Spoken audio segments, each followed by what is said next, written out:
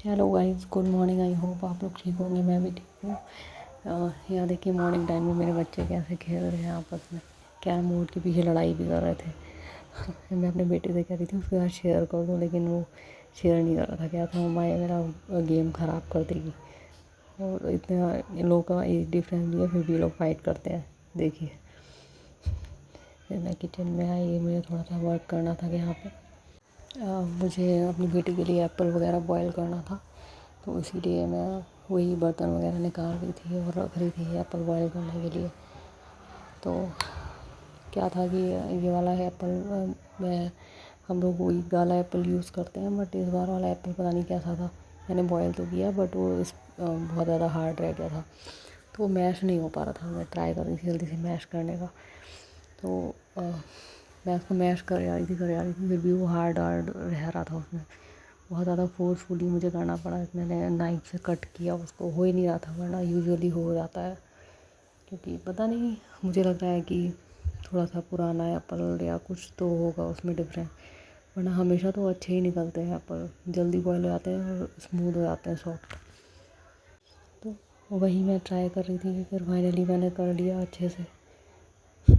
अभी बेटी वहाँ हॉल में रो रही थी।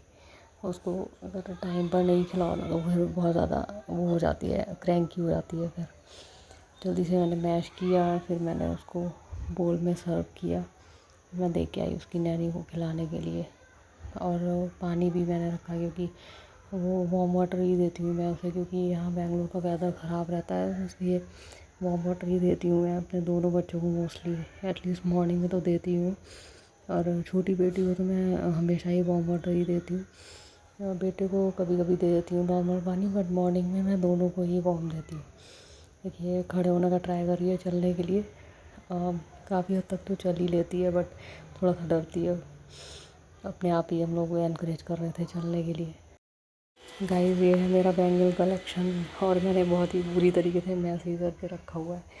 क्या हुआ कि अब मुझे टाइम नहीं मिलता है सही से बैंगल्स अपने रखने का, अदरवाइज़ मेरे बैंगल्स हमेशा ठीक से रखे रहते थे। ये देखिए, पूरा मेजरअप हो रखे हैं, मिक्स भी हो गए हैं आपस में। तो वैसे तो मेरे पास बहुत सारे बैंगल्स हैं, मुझे बहुत ज़्यादा शौक़ है अलग अलग कलर के। तो अलग अलग कलर के अलग अलग स्टाइल के बैंगल्स और daily wear plus fancy bangles सारे हैं मेरे पास, और चूड़ियाँ भी हैं। लेकिन क्या है ना, अभी सही से मैंने मैनेज ही नहीं कर रखा है और टाइम भी नहीं मिलता है। तो मैंने सोचा मैं एक बार निकालती हूँ, आप लोग को दिखाती हूँ, फिर मैं इसको ठीक से रखूँगी भी, क्योंकि सारी मिक्सअप हो गई हैं, चूड़ियाँ बैंगल सब मिक्स हो रखे हैं। तो जो पेयर था वो भी लॉस्ट हो गया बहुत सारी बैंगल्स का। तो क्या हालत हो रखी है, तो मैं वही ट्राई कर रही थी कलेक्ट करना। ये सारी चूड़ियाँ हैं, ब्लू, रेड और मल्टी कलर। रेड मेरे पास करवा चौथ के टाइम पे मैं रेड परचेज़ करती हूँ, क्योंकि रेड ही पहननी होती है। और चूड़ियाँ मैं कम प्रेफर करती हूँ पहनना, क्योंकि फिर टूटती हैं, तो वो बच्ची भी छोटी है तो उसके लगने का मुझे डर लगा रहता है। इसलिए मैं मोस्टली बैंगल्स ही वियर करती हूँ, और एक एक बैंगल डालती हूँ हाथ में। डेली वियर में तो मैं एक ही एक प्रेफर करती हूँ डालना, कंफर्टेबल रहता है। ये वाला जो बैंगल्स है ना, डेली वेयर का मेरा फेवरेट था, डेली पहनती थी मैं ऐसे। एक ये है रेड, मैं ढूंढ रही थी दूसरा वाला कहाँ गया। तो भाई मेरे पास बहुत सारे हैं। ये मेटल की मैंने उठाई है, सॉरी मेटल की नहीं है, कांच की है ग्रीन बैंगल्स।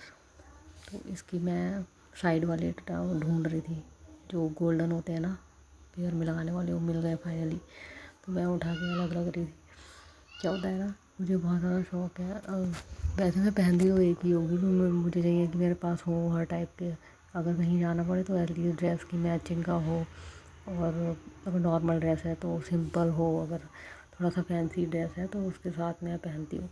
क्योंकि खाली हाथ तो रखने नहीं होते हैं, मैं नहीं रखती हूँ खाली हाथ, मुझे पहनना तो होते ही हैं बैंगल्स। तो इसीलिए ये देखिए, मैंने अभी भी मेरे पेयर्स मिले नहीं हैं चूड़ियों के, तो मैं देख रही थी। अभी मैं बाद में ही ठीक करके रखूँगी, लेकिन उसके इसको वो मैनेज करने के लिए बॉक्स भी चाहिए, बैंगल बॉक्स। हाँ गाइस, मुझे मैरिज के पहले भी बहुत ज़्यादा शौक़ था बैंगल्स वगैरह कलेक्ट करने का। बैंगल्स नहीं, मतलब क्लचर एंड जो भी होते हैं ना, हेयर पिन वगैरह, और मेकअप का सामान तो नहीं, हेयर बैंड, हेयर पिन, ये सब मैं कलेक्ट करती थी। और सिर्फ कलेक्ट करती थी, मैं ज़्यादा यूज़ नहीं करती थी, मेरे पास कलेक्शन होता था। तो और जब मैरिज के बाद मुझे बैंगल्स का बहुत ज़्यादा क्रेज़ हो गया, तो वही है। अभी जो मैं इस वीडियो में दिखा रही हूँ वो आधा ही है मेरा, मतलब अभी मेरा इसके डबल और भी रखे हैं अलमारी में, तो वो भी ऐसे ही हो रखे हैं, कुछ भी सही से मैनेज नहीं है। बस मैं सोचती हूँ कि कब मुझे टाइम मिले और सारे मैं कलेक्ट करके एक जगह पे रखूँ। और कभी कभी मैं सोचती हूँ मैं मुझे ज़रूरत नहीं है लेकिन मैं कभी शॉप पे आती हूँ ना, मुझे अच्छा लगता है, फिर मैं सोचती हूँ ले लेती हूँ, फिर मुझे रहा नहीं आता। तो इसी वजह से मेरे पास इतना सारा कलेक्शन हो रखा है। और कुछ तो ऐसी हैं कि मैंने पहनी नहीं हुई है, वो ऐसे ही ख़राब हो चुकी हैं एक एक बार यूज़ करके। और कुछ ऐसी हो गई हैं कि जो इनका साइज़ छोटा था, अभी मैं थोड़ी सी हेल्दी हो गई हूँ, तो फिर वो मुझे फिट नहीं आती, तो कुछ इस टाइप की भी हैं उसमें। लेकिन मैं उसको हटाने का मन नहीं करता है, क्योंकि सारी जो भी मैंने परचेज़ की उसके साथ कोई ना कोई मेमोरी तो होती है, तो इस वजह से।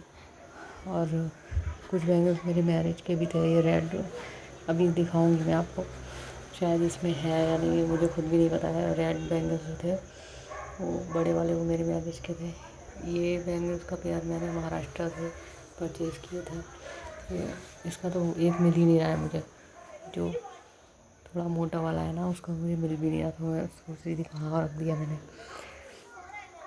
तो इसी वजह से मेरे पास ये ब्लू वाला भी मैंने महाराष्ट्र से लिया था। मैं टेंपल वगैरह विज़िट कर रही थी ना, तो प्रसाद के साथ वहाँ पे बैंगल्स भी मिल रहे थे, तो मैंने परचेज़ कर लिए थे।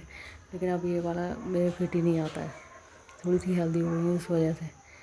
तो और बच्चों को वैसे टाइम भी नहीं मिलता है कुछ भी सामान ठीक से रखने। ये बैंगल्स मेरी मैरिज के हैं, देखिए ये अभी भी मैंने संभाल के ही रखे हुए हैं।